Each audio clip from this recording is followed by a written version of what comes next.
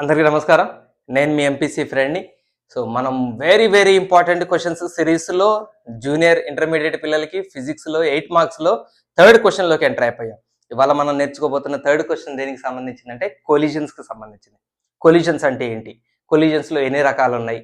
ఆహ్, ఆహ్, ఆ రకాలలో ఒక రకమైన వన్ డైమెన్షనల్ ఎలాస్టిక్ కొలిషన్ గురించి రాయటం. చూడండి, అసలు ఎంత సింపుల్ క్వెషన్ అంటే ఇది కూడా చిన్న పిల్లలు కూడా ఈజీగా అర్థం చేసుకునే క్వెషన్. మ్యాథమెటిక్స్ పార్ట్ ఎక్కువ ఉంటుంది. నేను మీకు అర్థమయ్యేలాగా మీకు చెప్తాను.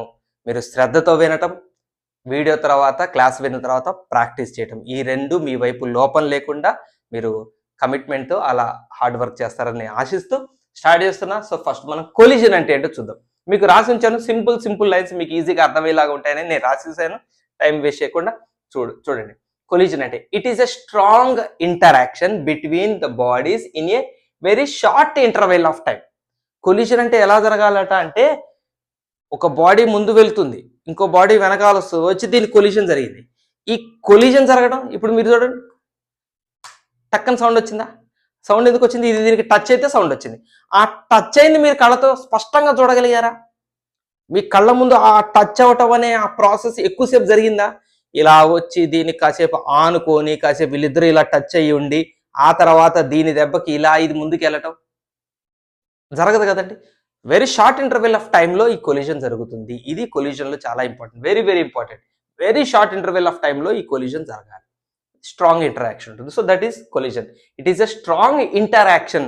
ఇది interaction, strong interaction in short interval of time. కొలిజన్లో ముఖ్యమైన విషయం ఏంటి అంటే momentum is being exchanged between the bodies. కొలిజన్స్లో చాలా రెండు రకాలు ఉన్నాయండి. అది ఏ రకం కొలిజన్ అన్నా కానివ్వండి, కొలిజన్ ఎలాంటిదైనా కానివ్వండి, ఒకటి మాత్రం జరుగుతుంది ఖచ్చితంగా. అందులో ఏంటంటే మొమెంటం ఎక్స్చేంజ్ అవుతుంది. ఎక్స్చేంజ్ అవటం అంటే కొలిజన్లో వీళ్ళిద్దరు పార్టిసిపేట్ చేశారు. ఇది ముందు పోతున్న ఒక కారు, ఇది వెనక నుంచి వస్తున్న ఒక లారీ, కొలిజన్ జరిగింది. ఈ కొలిజన్ జరిగిన తర్వాత ఏమవుతుందంటే దీని మొమెంటం దీనికి వెళ్తుంది, దీని మొమెంటం దీనికి వస్తుంది. ఇదే ఎక్స్చేంజింగ్. కొలిజన్ లో ఏం జరుగుతుంది అంటే మొమెంటం ఎక్స్చేంజ్ అవుతుంది. ఏ కొలిజన్లో అయినా జరుగుతుంది. అది ఏ టైప్ ఆఫ్ కొలిజన్ అయినా. కాబట్టి momentum is being exchanged between the two bodies during the collision. Collision during the collision. అది ఇది కొలిజన్లో ఒక ముఖ్యమైన విషయం. Collisions are two types. రెండు రకాల కొలిజన్స్ ఉంటాయండి. ఒకటి ఎలాస్టిక్ కొలిజన్, రెండోది ఇన్ఎలాస్టిక్ కొలిజన్. ఎలాస్టిక్ అంటే సాగితే అది అది కాదు, ఆ ఎలాస్టిక్ కాదు. Elastic collisions, inelastic collisions. Elastic collision అంటే ఏంటంటే ద కొలిజన్, ఏ కొలిజన్లో అయితే కొలిజన్స్ జరుగుతాయి, ఇది కొలిజన్. ఏ కొలిజన్లో అయితే both momentum and kinetic energy are conserved is called elastic collision. ఎవరెవరు కన్జర్వ్ అవ్వాలట? మొమెంటం కన్జర్వ్ అవ్వాలి, కైనెటిక్ ఎనర్జీ కన్జర్వ్ అవ్వాలి. అలాంటి కొలిజన్ ఏమంటారు? ఎలాస్టిక్ కొలిజన్ అంటారు. ఎలాస్టిక్ కొలిజన్ లో మొమెంటం కైనెటిక్ ఎనర్జీ రెండు కన్జర్వ్ అవుతాయి. మరి ఇన్ఎలాస్టిక్ కొలిజన్ లో ఓన్లీ మొమెంటం కన్జర్వ్ అవుతుంది, not kinetic energy. Kinetic energy conserve అవ్వదు. రెండు కన్జర్వ్ అయితే ఎలాస్టిక్ కొలిజన్. ఒకటే, అది కూడా ఎవరు? మొమెంటం మాత్రమే కన్జర్వ్ అయితే ఇన్ఎలాస్టిక్ కొలిజన్. సింపుల్ డెఫినేషన్ ఒకసారి చూడండి. The collision in which both momentum and kinetic energy are conserved is called elastic collision. The collision in which only momentum is conserved is not kinetic energy is called inelastic collision. Example for collision, elastic collision ఏంటంటే gas molecules మధ్య collision జరుగుతాయి. గ్యాస్లో బోలెడైన molecules, అది 24 గంటలు collision జరుగుతున్నాయి. ఒక molecule టకటక ఇలా collide అవుతా, ఇటు పోవటం, కొలైడ్ అయిన తర్వాత ఇది ఇటు పోవటం, మళ్ళీ ఇంకో దాన్ని కొలైడ్ అవడం జరుగుతున్నాయి. Collision between two spherical marbles, మనం గోళీలు ఆడతాం, ఒక గోళీ ఇంకో గోళీతో కొట్టామనుకోండి, ఆ రెండింటి మధ్య జరిగే collision elastic collisions. Inelastic collision లో ఓన్లీ మొమెంటం మాత్రమే కన్జర్వ్ ఉంటుంది. ఒక రెండు గాలి నిండిన బెలూన్స్, ఒక బెలూన్ ఇంకో బెలూన్ తో కొలిజన్ చేసి అనుకోండి, గట్టిగా నెట్టామనుకోండి, అది ఎలాస్టిక్ కొలిజన్ అవ్వదు, ఇన్ఎలాస్టిక్ కొలిజన్ అవుతుంది. ఎందుకంటే ఈ బెలూన్ నెట్టేటప్పుడు బెలూన్ కొద్ది దూరం ఒత్తుకుపోయి ఆ తర్వాత నెడుతుంది. సో అక్కడ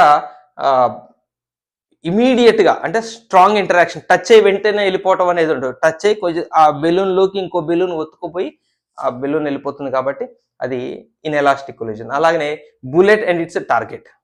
సో మనం బుల్లెట్ ఫైర్ చేస్తాం, ఆ బుల్లెట్ ఫైర్ చేసినప్పుడు అది ఒక టార్గెట్లోకి వెళ్తుంది, ఒక చెక్కలోకి వెళ్ళి చెక్కని ఢీకొంటుంది. అప్పుడు ఆ చెక్క కూడా కొద్ది దూరం ముందుకు కదులుతుంది, కొలిజన్ జరుగుతుంది చెక్కకి బుల్లెట్కి. సో అది కూడా ఎలాస్టిక్ కొలిజన్ కాదు, ఇన్ఎలాస్టిక్ కొలిజన్. సరే, ఇంతకీ కన్జర్వ్ అన్నారు. ఏంటి కన్జర్వ్ అంటే? ఎలాస్టిక్ కొలిజన్స్ లో మొమెంటము, కైనెటిక్ ఎనర్జీ ఇద్దరూ కన్జర్వ్. ఇన్ఎలాస్టిక్ కొలిజన్ లో మొమెంటం ఒకటే కన్జర్వ్ అవుతుంది. ఇంతకీ ఏంటి కన్జర్వేషన్? కన్జర్వ్ అవటం అంటే ఏంటంటే బయటోడికి పోనీయకూడదు. మీకు అర్థమయ్యే భాషలో నేను చెప్పనా? ఒక ఇంట్లో ఇద్దరు పిల్లలు ఉన్నారు. తండ్రి ఆస్తిని మొదటి వాడికి 50,000 రూపాయలు ఇచ్చాడు, రెండో వాడికి 30,000 రూపాయలు ఇచ్చాడు. ఆస్తిని ఇలా పంచాడు తండ్రి. మొత్తం నా తండ్రి ఆస్తి 80,000, 50,000, 30,000 పంచాడు. ఇప్పుడు కొంతకాలం తర్వాత ఈయన ఏం చేస్తాడంటే ఈయన దగ్గర నుంచి ఒక 20,000 తీసి ఈయనకిస్తాడు. అప్పుడు ఈయన 50,000 అవుతాడు, ఈయన 30,000 అవుతాడు. ఇప్పుడు మీరు అర్థం చేసుకోండి, అంటే పెద్దవాడు ఏదో ఆస్తిని అమ్మాడు చిన్నవాడికి, లేదా చిన్నవాడు అమ్మితే పెద్దవాడు కొనుక్కున్నాడు, ఏదో జరిగింది మొత్తానికైతే. అంటే చివరికి మళ్ళీ వాళ్ళిద్దరిలోనే మారింది తప్ప డబ్బు బయటికి రాలేదు కదా. ఆ డబ్బు వాళ్ళిద్దరిలోనే ఎక్స్చేంజ్ అయింది. ముందు వీడి దగ్గర 50,000, తర్వాత వీడి దగ్గర 30,000 ఉంది. ముందు వీడి దగ్గర 30,000 ఉన్నాయి, తర్వాత ఇతని దగ్గర 30,000, తర్వాత ఇతని దగ్గర 50,000 ఉన్నాయి. సో డబ్బులు ఎక్స్చేంజ్ జరిగిందంటే జరిగింది, కానీ ఫైనల్ గా ఇద్దరి దగ్గర total amount before after same ఉన్నాయి. బిఫోర్ 80, తర్వాత కూడా ఆఫ్టర్ ఎక్స్చేంజ్ ఆఫ్ మనీ తర్వాత కూడా 80. అంటే డబ్బులు వీళ్ళు బయటకు పోనీలేదురా, వాళ్ళే కన్సర్వ్ చేసుకున్నారా డబ్బుల్ని. ఈ ఇల్లు ప్లాట్లు పొలాలు కూడా అంతే కదా. ఇప్పుడు పెద్ద ఆయనకి 4 ఎకరాల పొలం ఉందనుకోండి, ఓ 2 ఎకరాలు చిన్నోడికి అమ్మాడు. బయట వాళ్ళు ఎదురు చూస్తున్నారు, మనకు అమ్మితే బాబుకు కొనుక్కుందాం మంచిగా రోడ్డు పక్కనే ఉందని. కానీ ఆయన చిన్న ఆయనకి అమ్మాడు, ఆ ఇంట్లో ఉన్న తమ్ముడికి అమ్ముకున్నాడు. అంటే మనం ఏమంటాం, వాళ్ళిద్దరే కన్సర్వ్ అయ్యారా. వాళ్ళే చిన్నోడు ఇల్లు పెద్ద ఆయనకి అమ్మాడు, పెద్దోడు పొలం చిన్న ఆయనకి అమ్మాడు. సో వాళ్ళే ఆస్తులు వాళ్ళ మధ్యలోనే పంచుకుంటున్నారు, అమ్ముకుంటున్నారా, బయటోడికి రానియట్లేదు. అంటే వాళ్ళే కన్సర్వ్ అవుతున్నారు అంటారు. అంటే వాళ్ళే మార్చుకుంటారు, కానీ టోటల్ బయటికి మాత్రం మారదు. ఇంతకుముందు ఇద్దరు కలిపి ఎంత ఆస్తి ఉందో ఇప్పుడు కూడా ఇద్దరికి కలిపి అంతే ఆస్తి ఉంటుంది. కాబట్టి వాడిది వీడిది అవుతుంది, వీడిది వాడిది అవుతుంది. ఇక్కడ కూడా అదే జరుగుతుంది. మొమెంటం కన్సర్వ్ అవుతుందంటే రెండు బాడీస్కి దీనికి మొమెంటం ఉంటుంది, దీనికి మొమెంటం ఉంటుంది. బిఫోర్ కొలిజన్ ఇలా పోయి కొలిజన్ జరిగిన తర్వాత మళ్ళీ ఇది ముందుకు పోతుంటుంది, ఇది ముందుకు పోతుంటుంది. మళ్ళీ దీనికి మొమెంటం ఉంటుంది, దీనికి మొమెంటం ఉంటుంది. స్టార్టింగ్ లో ఉండే మొమెంటమ్స్ కొలిజన్ తర్వాత ఉండే మొమెంటమ్స్ సేమ్ ఉంటాయా? దీనికంటే ఉండవు. దీనికి వేరే ఉంటుంది, దీనికి వేరే ఉంటుంది. కానీ టోటల్ మొమెంటం వీళ్ళిద్దరికి కలిపి టోటల్ ఎంత ఉంటుందో కొలిజన్ జరిగాక కూడా టోటల్ అంతే ఉంటుంది. కాకపోతే దీనికి ఎక్స్చేంజ్ అవుతుంది, దీనికి ఎక్స్చేంజ్ అవుతుంది. ఉదాహరణకి దీనికి 20, దీనికి 10 కొలిజన్ జరిగింది. తర్వాత దీనికి 10, దీనికి 20. సో టోటల్ ముందైన 30, తర్వాత 30. ఇది కన్సర్వ్డ్ అంటే. సో మొమెంటం కన్సర్వ్ అవుతుంది, కైనెటిక్ ఎనర్జీ కూడా కన్సర్వ్ అవుతుంది. ఎలాస్టిక్ కొలిజన్ ఈ రెండింటికి కైనెటిక్ ఎనర్జీ కూడా ఎక్స్చేంజ్ అవుతాయి. దీనికి ఎక్స్చేంజ్ అవుతాయి అనమాట kinetic energy. So elastic collision లో ఇద్దరు కన్సర్వ్ అవుతారు. ఇన్ఎలాస్టిక్ కొలిజన్ లో ఓన్లీ మొమెంటం మాత్రమే కన్సర్వ్ అవుతుంది. ఓకే, అర్థమైందండి? సో హాఫ్ కూడా కాలేదు మన క్వశ్చన్, ఇంకా ఉంది. కొలిజన్స్ లో టైప్ రాసాం కదా. ఇప్పుడు develop the theory of 1 dimensional elastic collision అన్నాడు. దాన్ని మనం డెరివేషన్ పార్ట్ ఒకటి ఉంటుంది, దాన్ని డెవలప్ చేసుకుంటాం. సో ఇప్పుడు మనం నేర్చుకోబోతున్నాం 1 డైమెన్షనల్ ఎలాస్టిక్ కొలిజన్. అంటే మీకు క్లియర్గా అర్థమవుతుంది, ఇది ఎలాస్టిక్ కొలిజన్ లో మళ్ళీ రకాలు ఉన్నాయండి. ఇందాక మనం రాసాము ఎలాస్టిక్ కొలిజన్, ఇన్ఎలాస్టిక్ కొలిజన్, 2 రకాలు ఉంటాయి అనుకున్నాం. సరే, ఇట్లా రాద్దాం మనం. Collisions 2 types, elastic collision, inelastic collision. Elastic కొలిజన్లో మళ్ళీ రెండు రకాలు, one dimensional elastic collision, two dimensional elastic collision. So ఈ వన్ డైమెన్షనల్ ఎలాస్టిక్ కొలిజన్ గురించి ఇప్పుడు మనల్ని థియరీ డెవలప్ చేయమన్నారు. ఇప్పుడు మనం నేర్చుకోబోతుంది ఎలాస్టిక్ కొలిజన్ లో ఒక రకమైనటువంటి వన్ డైమెన్షనల్ ఎలాస్టిక్ కొలిజన్ గురించి నేర్చుకోబోతున్నాం. ఏంటి వన్ డైమెన్షనల్ టూ డైమెన్షనల్ అంటే ఏం లేదంటే చాలా సింపుల్. ఇది కూడా ఇప్పుడు ఇక్కడ ఒక క్యారమ్ బోర్డు కాయిన్ ఉంది, ఇక్కడ ఒక స్ట్రైకర్ ఉంది. సో స్ట్రైకర్ తో మనం కొట్టాం, స్ట్రైకర్ ఈ డైరెక్షన్ లో వస్తున్నది కాయిన్ ని తగలటానికి. సో వచ్చి కాయిన్ ని కరెక్ట్ గా సెంటర్ లో తగిలింది. అప్పుడు కాయిన్ కూడా ఇలానే మళ్ళీ స్ట్రైట్కి వెళ్తుంది. అంటే సో స్ట్రైకర్, కాయిన్, స్ట్రైకర్ వెళ్తుంది, కాయిన్ రెస్ట్ లో ఉంది, తర్వాత స్ట్రైకర్ పోయి కాయిన్ తగిలిన సీన్ ఇది. తర్వాత స్ట్రైకర్ కూడా ముందుకు పోతుంది, కాయిన్ కూడా ముందుకు పోతుంది. ఇదేమో బిఫోర్ కొలిజన్, ఇది డ్యూరింగ్ కొలిజన్. ఇద్దరు టచ్ అవుతున్న దాన్ని మనం ఒక సెకండ్, ఫ్రాక్షన్ ఆఫ్ సెకండ్ లో జరుగుతుంది కదా, ఇది చూసాం అనుకుందాం. ఆఫ్టర్ కొలిజన్ మనం కొట్టిన స్ట్రైకర్ తగిలిన తర్వాత కూడా ముందుకు పోతుంది, కాయిన్ కూడా కదులుతుంది. అయితే ఇద్దరు ఏ డైరెక్షన్ లో పోతున్నారు? బిఫోర్ కొలిజన్, ఆఫ్టర్ కొలిజన్ డైరెక్షన్లు ఒకటే డైరెక్షన్ లో ఉండాలి. సరే ఇదంటే ఇప్పుడు రెస్ట్ లో ఉందనుకోండి, ఇది ఒకటి మాత్రం ఈ డైరెక్షన్ లో పోతుంది. ఆఫ్టర్ కొలిజన్ కూడా ఇద్దరు సేమ్ డైరెక్షన్ లో పోతున్నారు కదండి. ఇప్పుడు ఒక కార్ పోతుందండి, ఈ కార్ పోతుంది, వెనక ఒక బస్ వస్తుంది. సో బస్ ఈ డైరెక్షన్ లో పోతుంది, కార్ ఈ డైరెక్షన్ పోతుంది. కొలిజన్ జరిగింది, బస్సు పోయి కార్ని కొలైడ్ అయింది. కొలైడ్ అయిన తర్వాత కూడా బస్సు ఈ డైరెక్షన్ లో పోతుంది, కారు కూడా ఈ డైరెక్షన్ లో పోతుంది. కాకపోతే కారు కొంచెం స్పీడ్కి పోతుంది, నెట్టింది కదా బస్సు వచ్చి. సో కారు కూడా సేమ్ డైరెక్షన్. అంటే బిఫోర్ కొలిజన్ ఇద్దరు సేమ్ డైరెక్షన్ లో పోతున్నారు, ఆఫ్టర్ కొలిజన్ కూడా లారీ నెట్టిన తర్వాత కారుకు వచ్చి స్పీడ్కి ముందు కురికింది, కాకపోతే సేమ్ డైరెక్షన్ లో. వీటిని మనం వన్ డైమెన్షనల్ ఎలాస్టిక్ కొలిజన్స్ అంటాం. ఇవి వన్ డైమెన్షనల్, 1Dయే కదా, ఒకటే డైరెక్షన్ ఉంది కదా. అలా కాకుండా క్యారమ్ బోర్డ్ కాయిన్స్ లోనే మనం కాయిన్ ని మనం కొంచెం టాప్ ఎడ్జ్ లో కొట్టామనుకోండి, ఈ ఎడ్జ్ లో కొట్టామనుకోండి, అప్పుడు స్ట్రైకర్ కొలిజన్ తర్వాత స్ట్రైకర్ కొంచెం ఈ డైరెక్షన్ లో పోతుంది, కాయిన్ ఈ డైరెక్షన్ లో పోతుంది.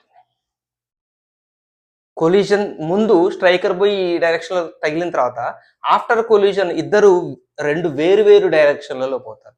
సో టూ డైమెన్షనల్ అంటే దీనికి Y axis, X axis reference అవసరం వస్తుంది.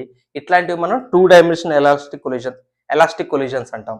సో ఇప్పుడు మనం దీని గురించి మాట్లాడుకోవట్లేదు, only one dimensional elastic collision గురించి మాట్లాడుతాం. సో ముందు వన్ డైమెన్షనల్ ఎలాస్టిక్ కొలిజన్ అంటే ఏంటో రాద్దాం ఒక మాట. If two bodies travel in same direction after collision, then it is called one dimensional elastic collision. ఇది వన్ డైమెన్షనల్ ఎలాస్టిక్ కొలిజన్ అంటే మీనింగ్. సరే ఇప్పుడు వన్ డైమెన్షనల్ ఎలాస్టిక్ కొలిజన్ గురించి పరిచయం చేసుకున్నాం కదా. ఇక ఇప్పుడు మరి ఇది ఎలాస్టిక్ కొలిజనే కదా. ఎలాస్టిక్ కొలిజన్ లో మనం ఏమన్నాం అండి, ఫస్ట్ దీని మొమెంటం కన్సర్వ్, ఎలాస్టిక్ కొలిజన్ లో మొమెంటం కన్సర్వ్ అవుతుంది, కైనెటిక్ ఎనర్జీ కూడా కన్సర్వ్ అవుతుంది, ఇద్దరు కన్సర్వ్ అవుతారు కదా elastic collision. So momentum is conserved. Momentum conserved అంటే ముందు మనం ఒక సీన్ ని క్రియేట్ చేద్దాం, ఇక్కడ ఒక సినిమాని క్రియేట్ చేద్దాం. సో ఒక రెండు ఆబ్జెక్ట్స్ తీసుకోండి, దీని మాస్ m1 అనండి, ఇంకొక చిన్నది తీసుకోండి, వేరు ఉండాలి అనేం లేదు, సో ఎగ్జాంపుల్కి తీసుకుందాం. సో దీని వెలాసిటీ u1 అందాం, దీని వెలాసిటీ u2 అందాం. సో రెండు సేమ్ డైరెక్షన్ లో పోతున్నాయి, u1 ఎక్కువ ఉండాలి, వెనకాల వచ్చేది స్పీడ్ ఉండాలి కదా కొలిజన్ జరగాలంటే. వెనకాల వచ్చేది స్లోగా ఉండి ముందెళ్ళేవాడు స్పీడ్కి వెళ్ళిపోతాడు, అసలు కొలిజన్ ఎంత జరుగుతుంది? So u1 greater than u2 ఉండాలి. సో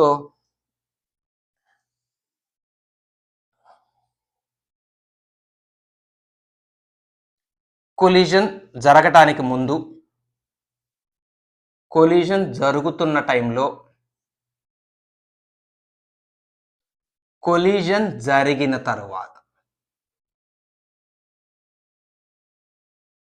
కొలిజన్ జరిగిన తర్వాత కూడా ఈ ఆబ్జెక్ట్ ముందుకు వెళ్ళొచ్చు, వెనక నుంచి వచ్చిన ఢీకొన్న ఆబ్జెక్ట్ రెస్ట్లో కూడా రావచ్చండి.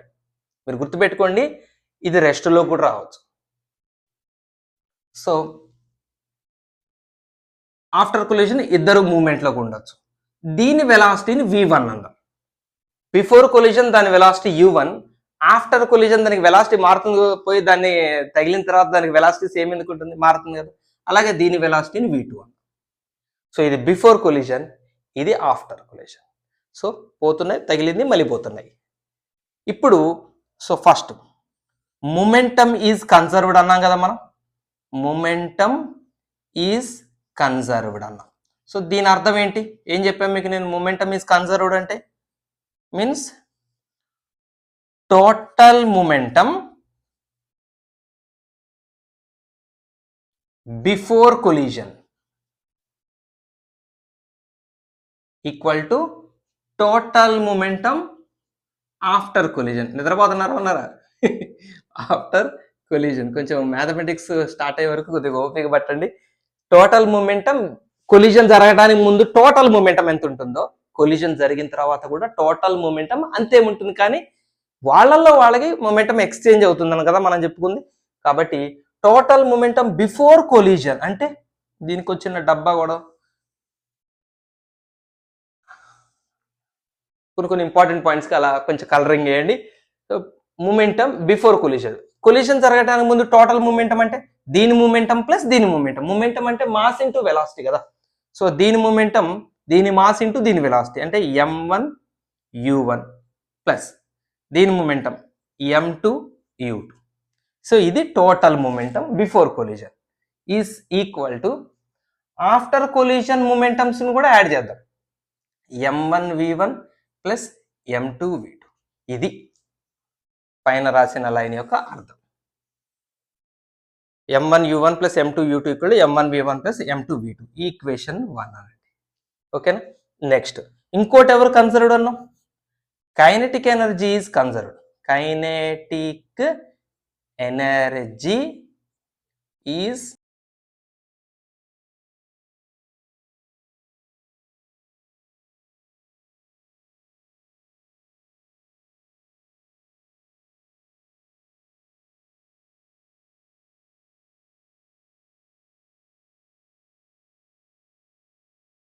Sorry for the disturbance, mic ఆగిపోయినట్టు అనిపించింది. కైనెటిక్ ఎనర్జీ ఈజ్ కన్సర్వ్డ్ అన్నాను. కైనెటిక్ ఎనర్జీ కన్సర్వ్డ్ అంటే total kinetic energy before collision, after collision total kinetic energy same ఉంటాయి. సో డైరెక్ట్ రాస్తున్నాం. కైనెటిక్ ఎనర్జీ అంటే మనకు తెలుసు formula half mv², mass into velocity square. ఇక్కడ మాస్ m1, వెలాసిటీ u1², దీని kinetic energy plus రెండో దాని kinetic energy half m2 u2², mass velocity square. ఇది total kinetic energy before collision equal to after collision total kinetic energy half m1 v1² plus half m2 v2². So ఇది మన రెండవ equation. So equation number 2.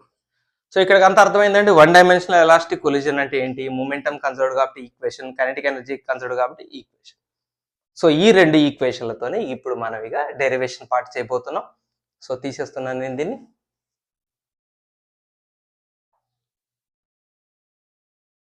ఈ equation మళ్ళీ ఒకసారి పైన రాద్దాం.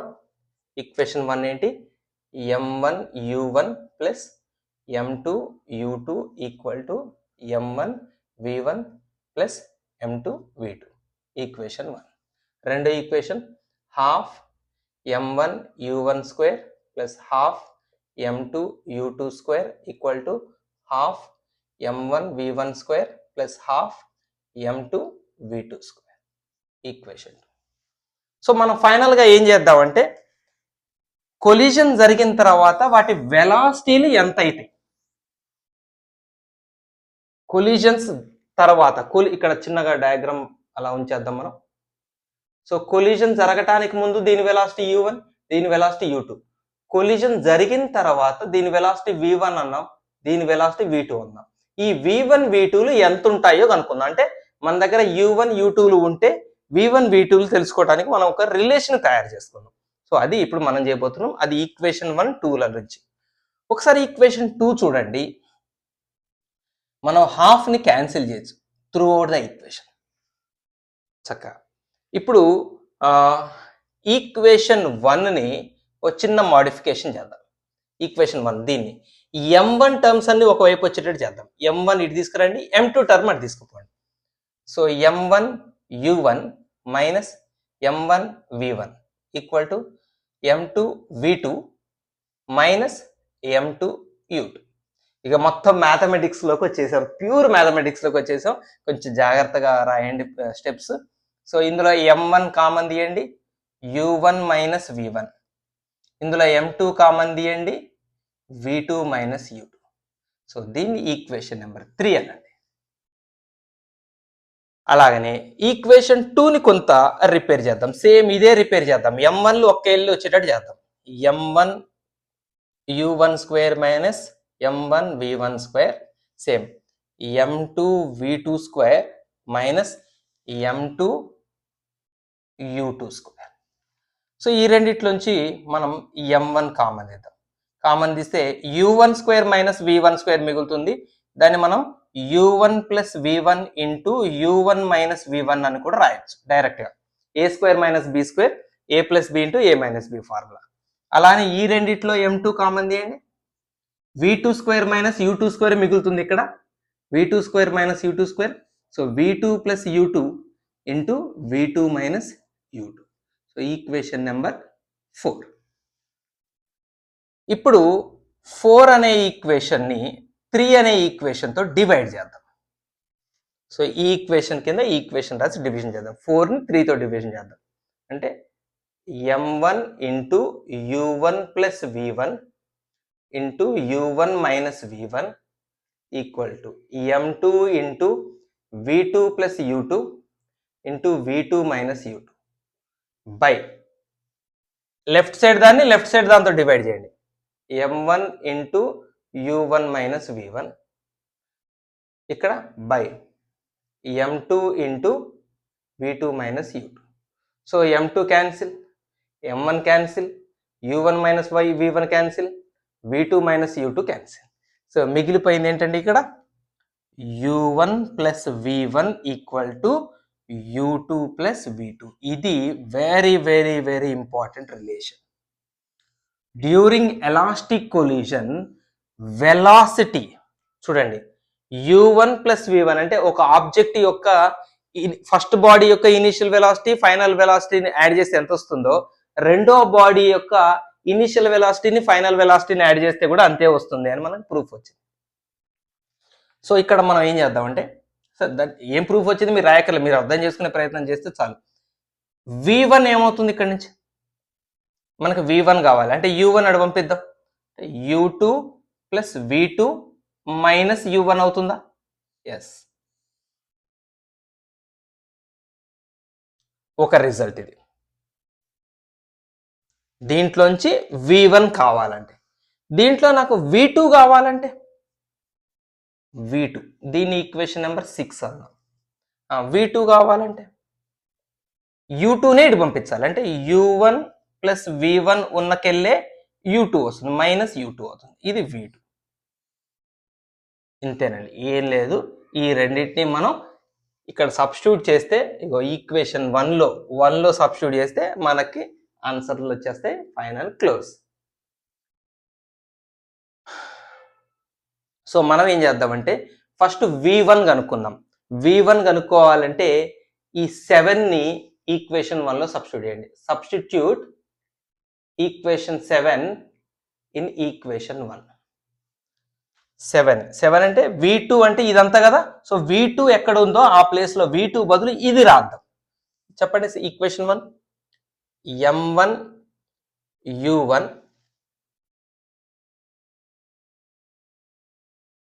Plus m2 u2 equal to m1 v1 plus m2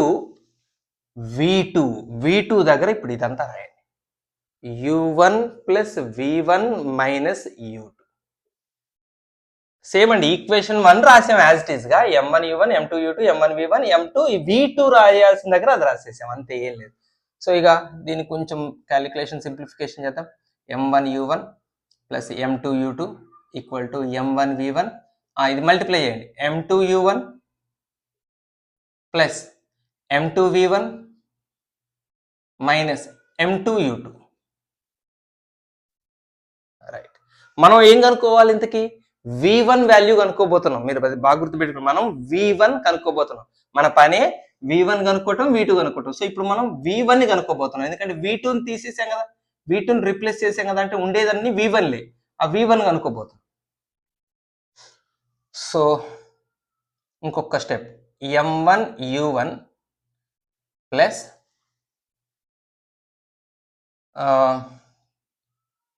m2 u2.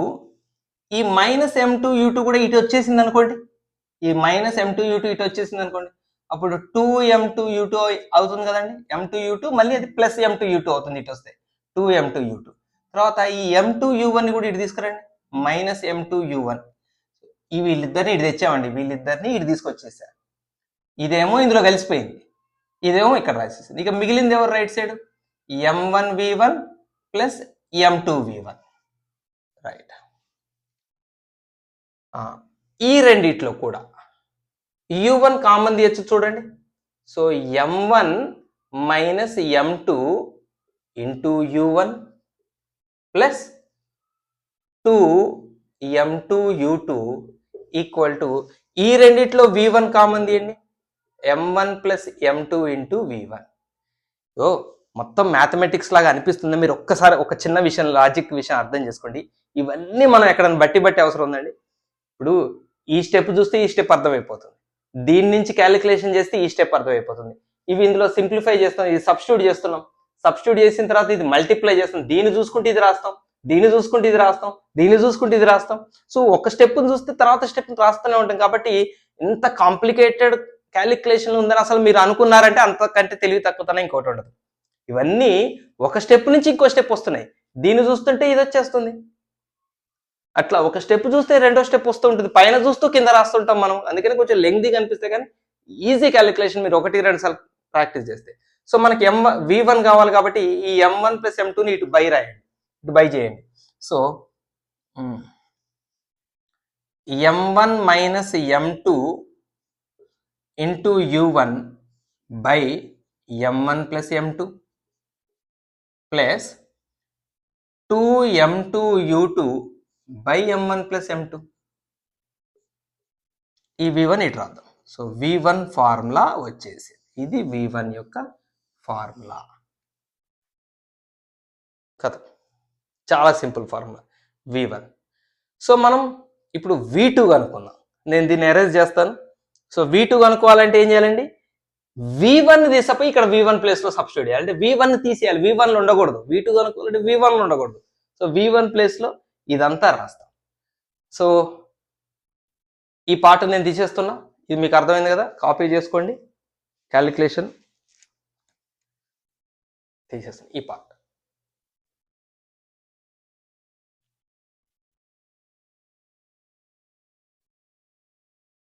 Substitute 6 in 1 now. ఇప్పుడు 6 in 1. So ఈ m1 సేమ్ ఇక ఒకటే ప్రాసెస్, ఇక మళ్ళీ కాపీ పేస్ట్ చేసినట్టే ఉంటుంది. ఇది m2 u2 equal to m1 into ఇక ఇక్కడ v1 దగ్గర ఇది డైరెక్ట్గా ఇది రాసేది u2 plus v2 minus u2 plus v2 minus u1 plus m2 v2. తర్వాత ఏం చేయాలి? ఇది మల్టిప్లై చేస్తాం. సో చెప్పాను కదా, ఒక స్టెప్ చూసుకుంటూ కింద రాయటమే. ఇవి బట్టి స్టెప్స్ అసలే కావు. m1 u2, m1తో మల్టిప్లై చేయ, m1 u2 m1 v2 minus m1 u1 plus m2 v2. ఇందాకలాగానే v2 పదాలు ఇక్కడే ఉంచేసి మిగిలిన టర్మ్స్ ఇటు తెచ్చేసుకుంటాం. ఇటు తెచ్చేటప్పుడు చూడండి, ఇది m1 u1, ఇక్కడో m1 u1 ఇటు వస్తున్నది కాబట్టి అప్పుడు అది 2m1 u1 అవుతుంది. ప్లస్ ఇక్కడ ఇంకోటి m2 u2 ఉంది, ఇంకొక m1u2 ఇటే వస్తుంది, -m1u2. సో రైట్ సైడ్ ఎవరు మిగిలారు అప్పుడు? m1v2 ప్లస్ m2v2 మిగిలింది. సో 2m1u1 ప్లస్ ఈ రెండిట్లో u2 కామన్ తీస్తే m2 minus m1 into u2, ఈ రెండిట్లో m1 కామన్ తీస్తే v2 కామన్ తీస్తే m1 plus m2 into v2 అయిపోయింది. ఇక v2 వచ్చేసింది. సో ఈ m1 ప్లస్ 2ని ఇక్కడ కింద బై రాస్తే వచ్చేది v2. So v2 equal to 2m1u1 by m1 plus m2 plus m2 minus m1 into u2 by m1 plus m2.